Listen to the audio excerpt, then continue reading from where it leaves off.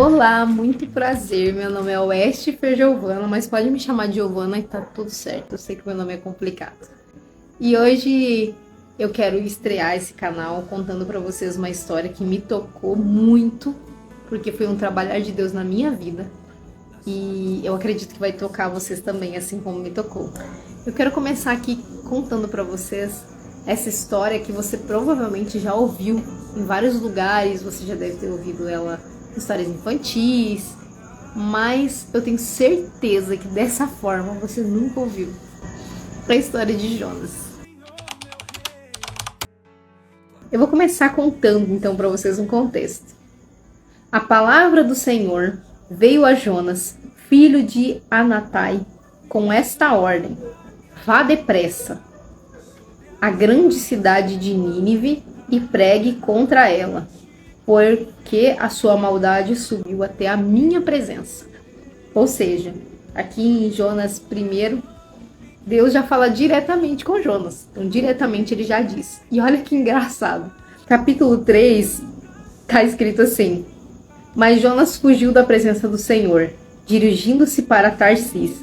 Desceu à cidade de Jope, aonde encontrou um navio e se desviava àquele porto. Depois de pagar a passagem, embarcou para Tarsis para fugir do Senhor.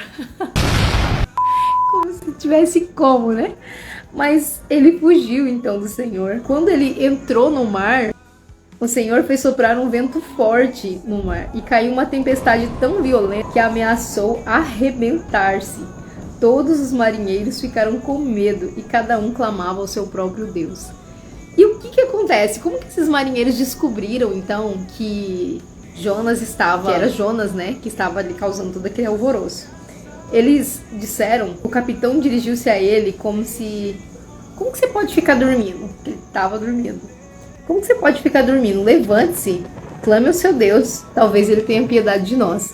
Aí os marinheiros falavam: vamos combinar entre nós, vamos lançar a sorte para descobrir quem abateu sobre nós. Lançaremos a sorte, tiraram a sorte, e a sorte caiu em Jonas.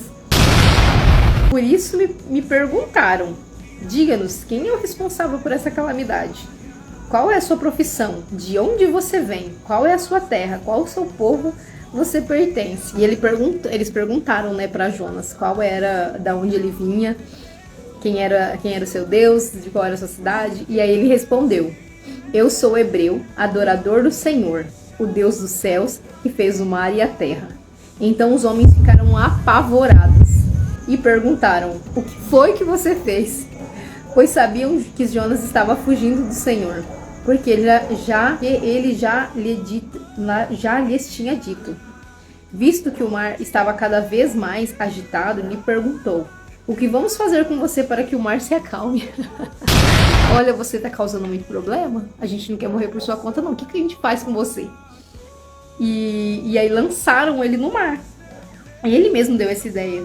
Ele respondeu: joguem-me no mar e acalmará, pois eu sei que é por minha causa que essa violenta tempestade caiu sobre vocês.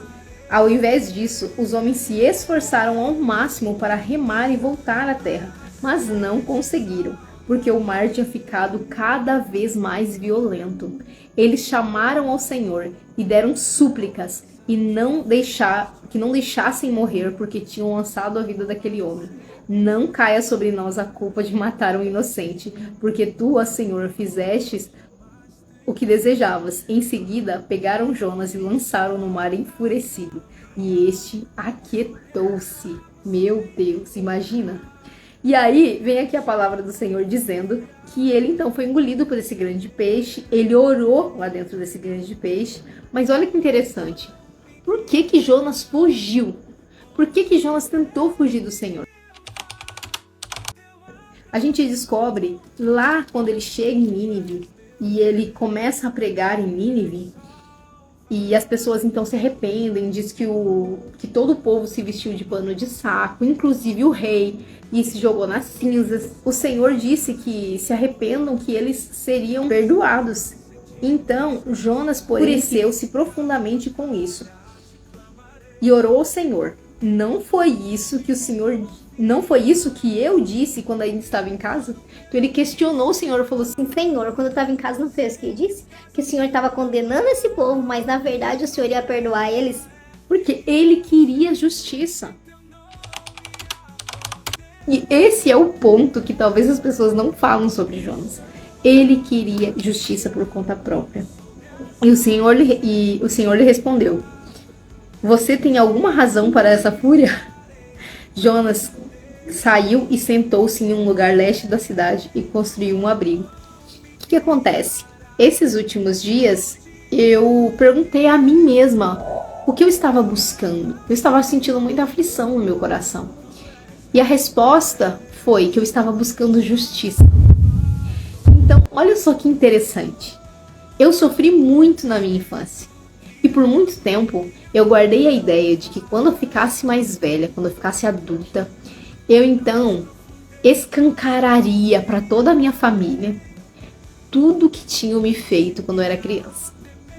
E essa adulta aqui que vos fala, com 30 anos, consegue compreender que a mãe deu o que podia, que essa mãe fez o melhor que ela podia, que ela não tinha a intenção de estragar a vida dessa menina, mas que ela fez o que ela tinha.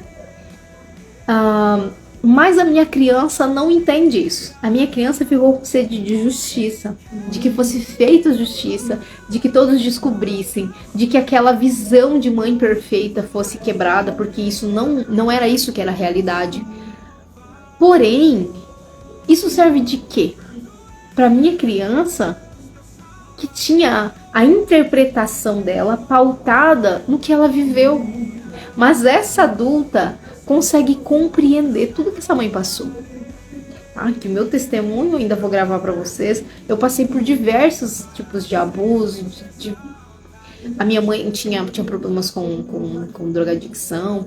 Enfim, foram várias questões que passou por toda a minha vida. E depois, quando a gente é encontrado pelo Senhor, quando o Senhor, Ele é o nosso Pai, e Ele nos afilia a Ele, e você sente porque você é amada por Ele, você sente que o Espírito Santo te convence da justiça e do juízo, você consegue olhar para o mundo de uma forma diferente, você consegue ter empatia pelos seus pais, ainda que você não conviva com eles, ainda que você não admita o que eles fazem, né? Fala assim, olha, eles fazem isso, mas eu não concordo. Não precisa, você compreende de onde vem aquela raiz, por que eles agem como eles agem, né? Ainda mais para mim que sou terapeuta, eu consigo compreender. Mas a minha criança interior, ela buscava por justiça. Ela queria que aquilo fosse escancarado. E eu te pergunto, quantas dores suas? Às vezes você já passou um caminho à frente, você já avançou na vida, mas a sua criança interior ou aquela dor grita por justiça. Então, quando a gente olha para Jonas, a gente percebe que não tem como fugir. E que a justiça não é feita pelos homens, porque se Deus usasse a mesma justiça que eu queria contra minha mãe, contra mim, então assim, o que vale pra ela também vale pra mim. Eu já errei tanto, gente. Eu tenho 2 filhos e se eu pensasse, se o Senhor fosse fazer justiça contra a minha vida, eu ia estar ferrado. Então eu consigo olhar e entender. Só que a sua criança interior, ela precisa ser acolhida. Ela não quer que você passe um pano de glitter. Tudo bem.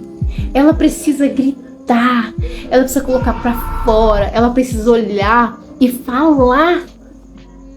É por isso a importância de um terapeuta, onde você vai olhar e vai falar, olha, mas eu sofri. Isso não significa que você tem mágoa dos seus pais. Significa que você está expondo aquela ferida, que você está colocando aquilo pra fora. Aquilo que muitas vezes apodrece dentro de nós, causando várias doenças. O fato de você colocar aquilo pra fora, o fato de você expor, não significa que você ainda está culpando seus pais. Muito pelo contrário. É uma coragem. Olha, é uma coragem assim que você não encontra em qualquer lugar. De alguém que vai expor as suas fraquezas. Que vai dizer sim que eu fiquei com raiva, eu fiquei magoado, eu guardei pensamentos eu guardei ódio dentro de mim, mas eu quero colocar isso para fora.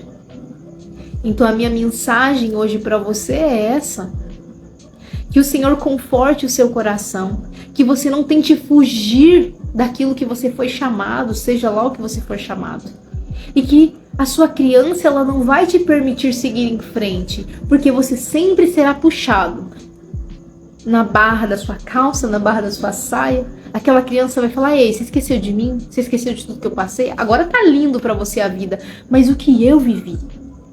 A sua criança interior, ela precisa ser olhada, ela precisa que valide o que ela viveu e o que ela sentiu. Se isso faz sentido pra você, deixa pra mim nos comentários. Vai ser muito gratificante, maravilhoso pra mim poder ouvir histórias, entender que isso impactou você de alguma forma. E eu espero vocês no próximo vídeo. Um beijo e até mais.